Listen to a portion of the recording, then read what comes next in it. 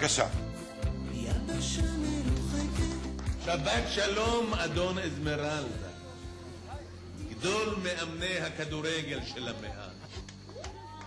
לך תלבש את החולצה מספר 9 ותעלה מיד למגרש. לא עולה.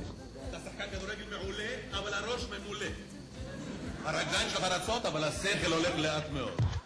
לך תלבש את החולצה מספר 9 ותעלה מיד למגרש. זה חיים, זה כדורגל.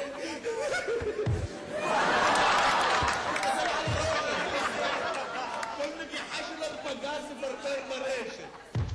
תסתכל על הרגל המסיימת. לא, זה ימני. ימני. זה ימני. תסתכל, כל מסירה סרגל. ואיפה הסיום האישי? כל שבת מתברג במערך הקדמי, כל כדור שלו פגז מפרפר ברשת. ואיפה הוא היום אדון? אתה תהיה שחקן כדורסל, תהיה על המפה, מבטיח לך, תקיף את המטבח, יופי. אתה תהיה ברקוביץ', כולם בהתחלה נמוכים. אתה ראית את אולטי פרי שנולד, היה בקושי 1.80 מטר.